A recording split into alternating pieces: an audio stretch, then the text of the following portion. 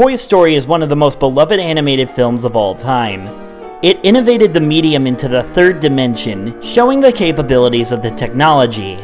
Its simple story and detailed imagery make it timeless.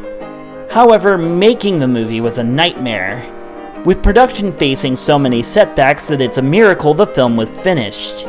This is the story of the production hell of Toy Story. Pixar's beginnings were rough. Their early shorts featured the struggles of a developing art form. Production team members slept under their desks and worked around the clock. Costs were limited and there were fears of Pixar being shut down. Their 1988 short Tin Toy won the 1989 Oscar for Best Animated Short Film. The little computer imaging company was finally making a name for themselves. The recognition got the attention of advertisers.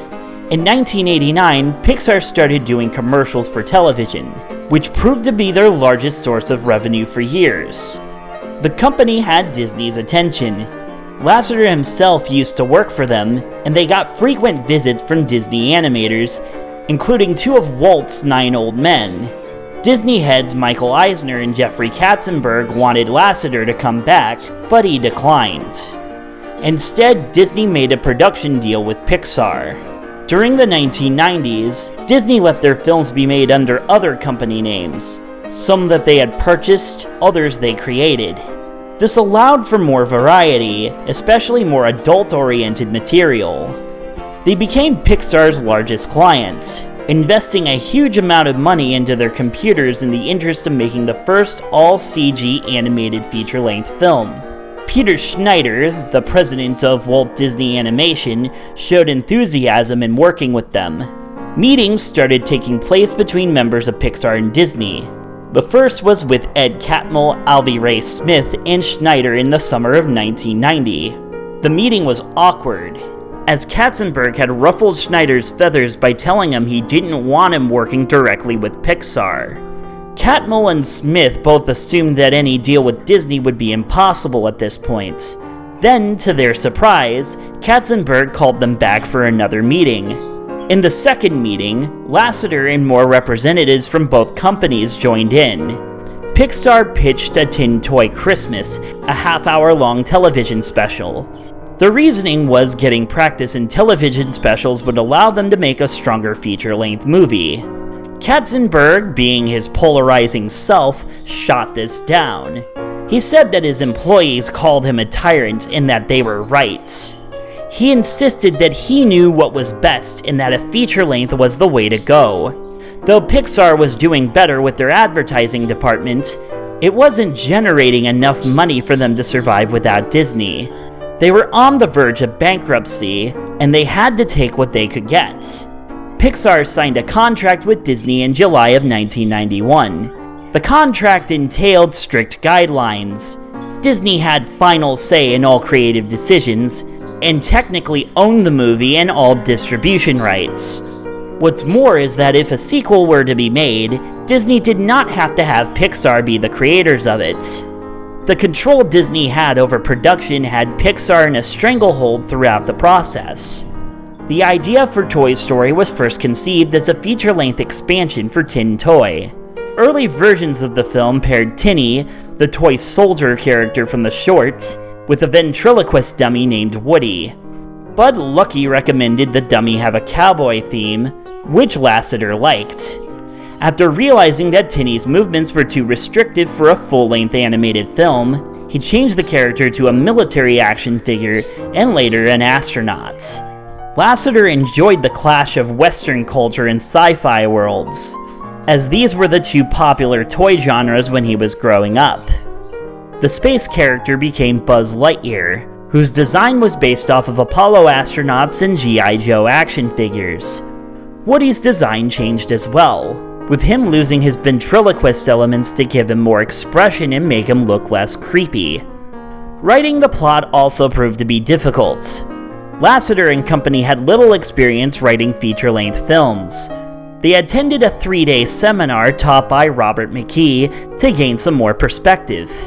Disney appointed Jill Cohen, Alex Sokolow, and Joss Whedon to assist in the writing. Throughout the writing process, Disney butted heads with Pixar on many different elements. Firstly, Disney thought that Pixar should turn it into a musical, which Pixar thought was asinine. Secondly, Pixar wanted to focus more on the toys desired to be played with. However, Katzenberg hated this idea and wanted Pixar to focus instead on making a buddy comedy. Many times Pixar would bring Disney storyboards and script pages just to watch Katzenberg or another executive rip them up in front of their face. Casting went mostly smoothly. Lasseter knew Tom Hanks was perfect for the part of Woody, and Tim Allen fit the role of Buzz Lightyear like a glove. The only awkward part of the casting element was that neither Hanks nor Allen had done an animated feature before, but they learned the process quickly.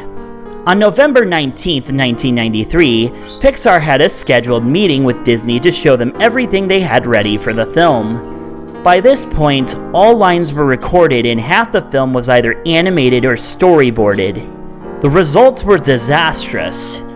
Disney executives were stunned at how mean-spirited and cynical the film was. This would become known as the Black Friday incident. The movie was no longer the work Pixar originally set out to make, with executive meddling turning it into an absolute train wreck. Lasseter went on record saying, "It was a story filled with the most unhappy, mean characters I've ever seen." The full version of the Black Friday cut remains lost. Schneider called for immediate shutdown of production. Lasseter asked Katzenberg for 2 weeks to write a new script truer to their original vision. Despite protests from Schneider, Katzenberg allowed this.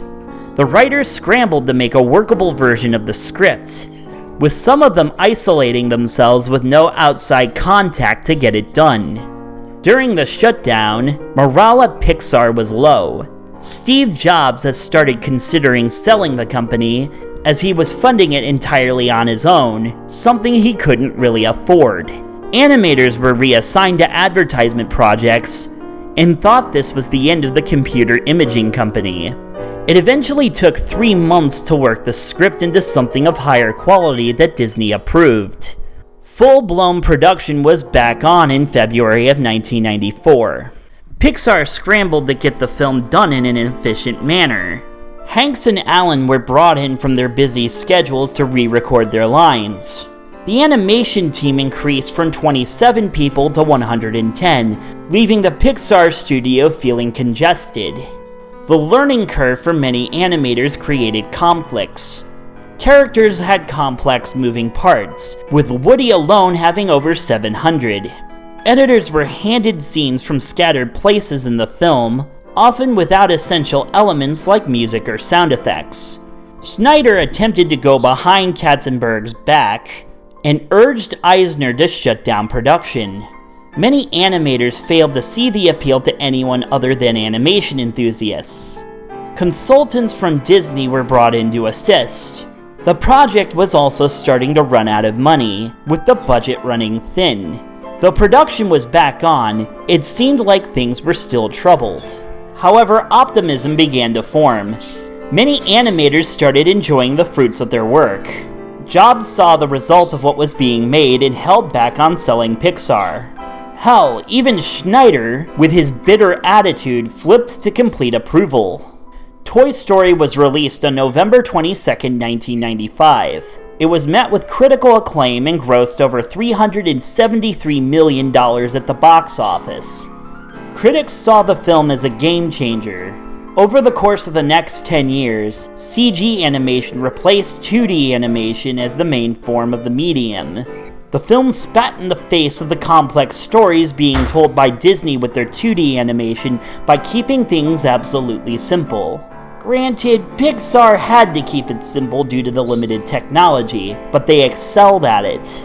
Toy Story seemed almost like an anti-Disney film. Throughout the next few years, Disney would have their own follies, and Pixar's simplistic human style reigned supreme. However, despite the success of the first Toy Story movie, it was far from the end of the troubles. Join me next time when I discuss the production hell of Toy Story 2 and 3.